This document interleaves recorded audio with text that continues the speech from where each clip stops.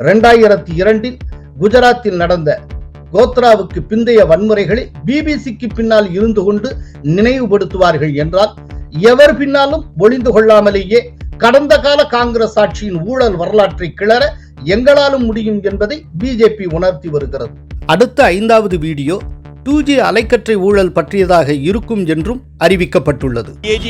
साल 2010 में आई रिपोर्ट में कहा गया कि बिना नीलामी के ही कंपनियों को 2G स्पेक्ट्रम के लाइसेंस का आवंटन कर दिया गया. அருணாச்சல் பிரதேசுக்கு உரிமை கோரும் முயற்சியின் ஒரு பகுதியாக அங்குள்ள 11 இடங்களுக்கு புதிய பெயர்களை சூட்டியது சீனா.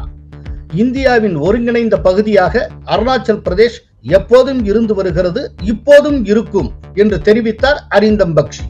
தங்களுக்கு போட்டியிட வாய்ப்பு கிடைக்காது என்பதை உணர்ந்த பிஜேபி எம்எல்ஏக்கள் காங்கிரஸ் நோக்கி பறக்க தொடங்கி இருக்கின்றனர். கோலஹலாஸ் டிவி யூடியூப் சேனல், இது வாய்மையின் எக்காலம்.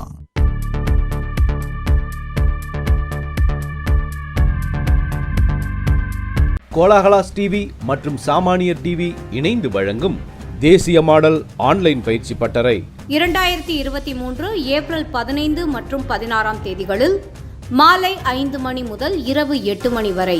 நுழைவு கட்டணம் 499 ரூபாய் மட்டுமே. புக்கிங் செய்ய டிஸ்கிரிப்ஷனில் உள்ள லிங்கை கிளிக் செய்யவும்.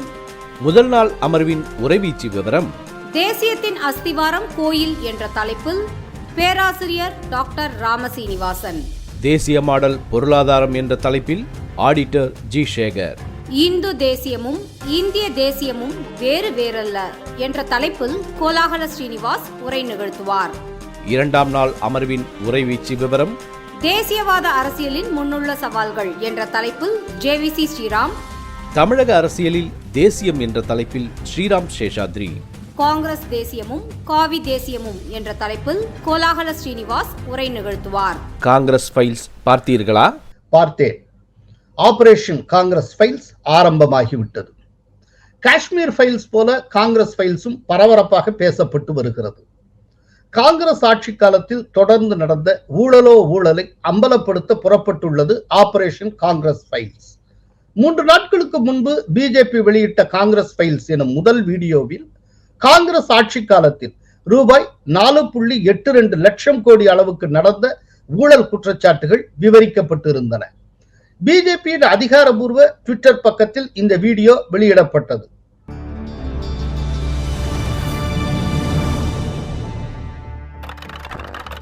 ये किसी छोटे देश की अर्थव्यवस्था या किसी विकास योजना की धनराशि नहीं है। ये पैसा आपकी जेब से लूटा हुआ पैसा है। जी हाँ, बिल्कुल ठीक सुना आपने, आपकी जेब से लूटा हुआ पैसा।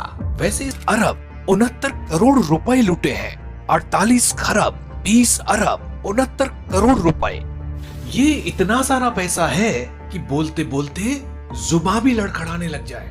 48 खरब 20 अरब 69 करोड़ रुपए से देश की सुरक्षा से लेकर प्रगति तक के न जाने कितने काम किए जा सकते थे।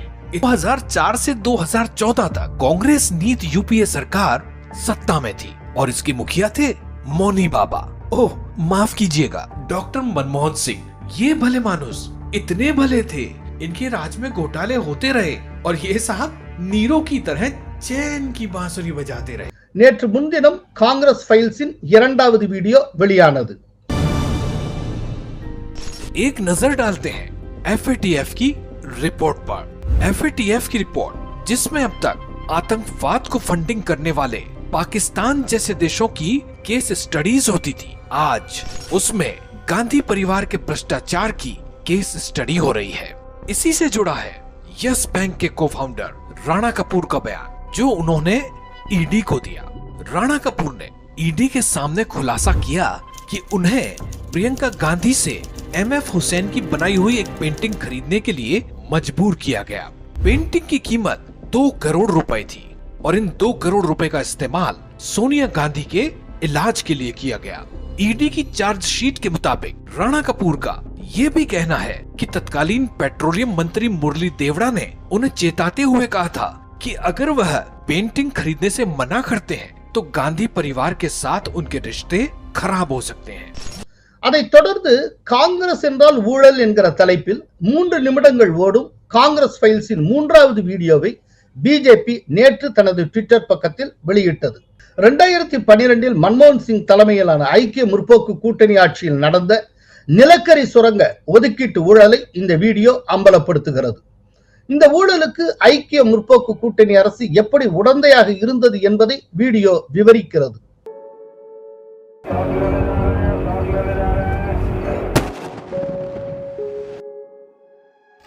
वो कहावत तो आपने सुनी ही होगी, कोयले की दलाली में हाथ काला। ये कहावत ही नहीं, सच्चाई भी है। साल 2012 में कोयले की दलाली में कांग्रेस का हाथ ही काला नहीं हुआ था, बल्कि कांग्रेस की यूपीए सरकार पर कालिख पुत गई थी।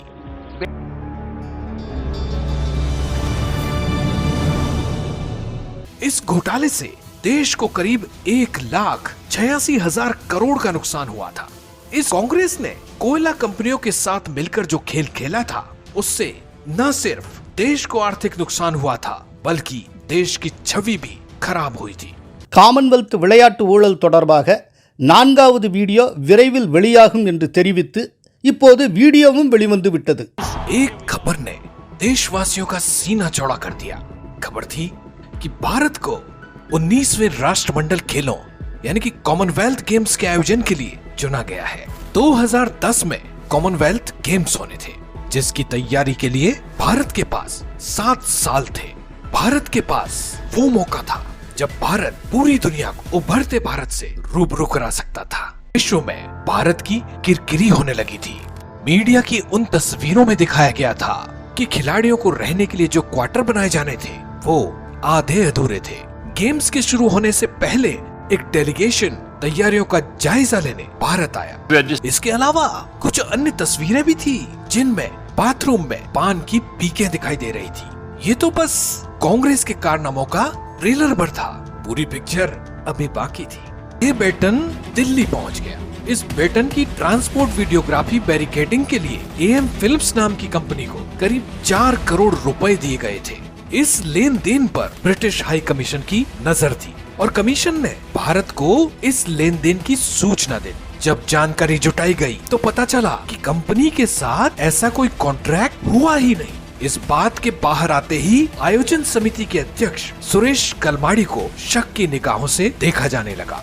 அடுத்த 5வது வீடியோ 2G அலைக்கற்றை ஊழல் பற்றியதாக இருக்கும் என்றும் அறிவிக்கப்பட்டுள்ளது. कांग्रेस मतलब करप्शन के अगले एपिसोड में देखिए, ये एक घोटाले के फिगर्स हैं।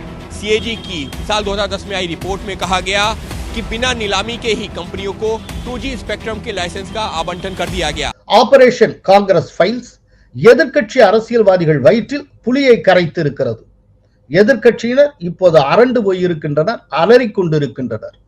2002 குஜராத்தில் நடந்த கோத்ராவுக்கு பிந்தைய வன்முறைகளை பிபிசிக்கு பின்னால் இருந்து கொண்டு நினைவுபடுத்துவார்கள் என்றால், எவர் பின்னாலும் ஒளிந்து கொள்ளாமலேயே கடந்த கால காங்கிரஸ் ஆட்சியின் ஊழல் வரலாற்றை கிளற எங்களாலும் முடியும் என்பதை பிஜேபி உணர்த்தி வருகிறது.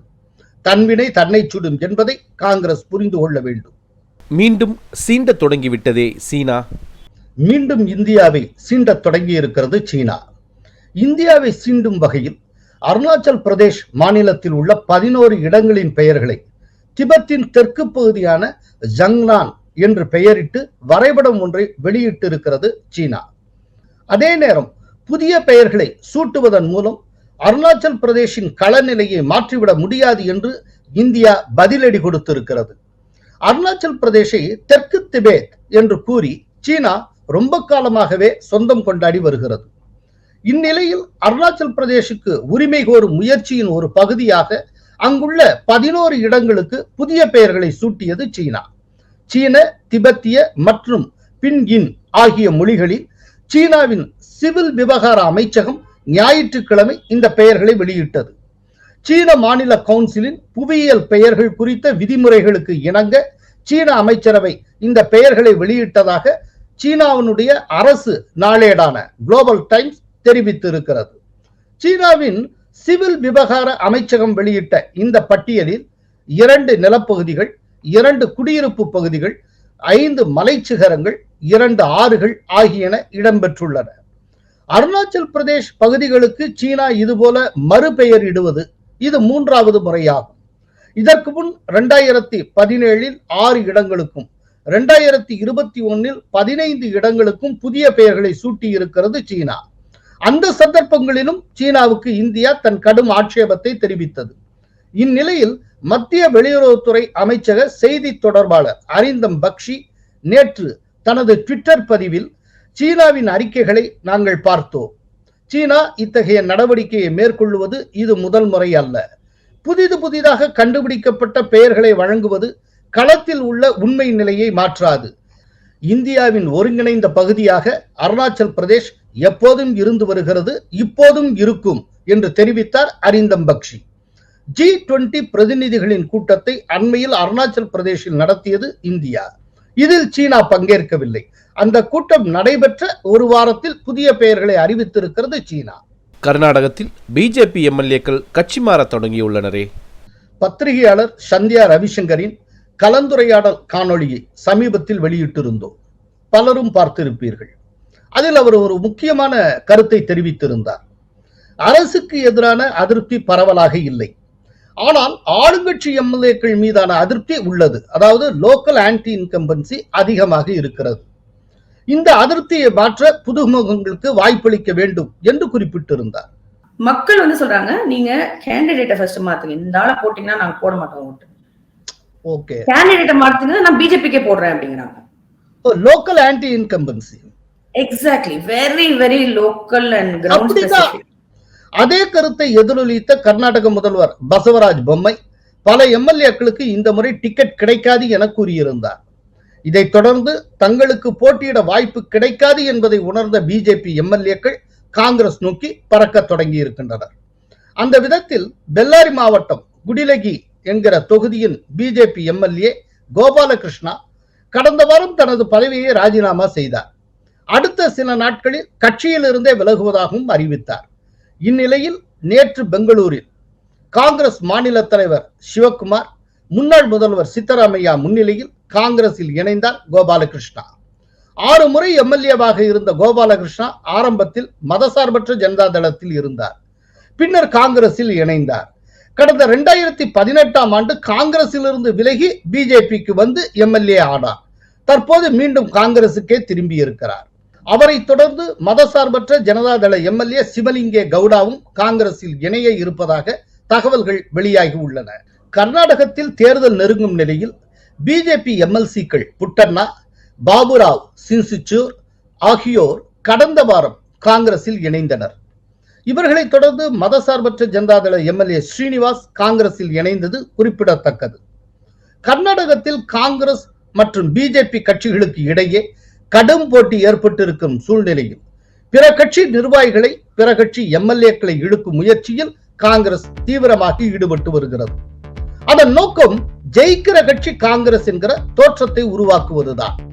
கெட்டிக்காரன் புழுகு 8 நாளைக்கு என்பது பழமொழி. நன்றி, வணக்கம். கோலஹலாஸ் டிவி யூடியூப் சேனல், இது வாய்மையின் எக்காலம்.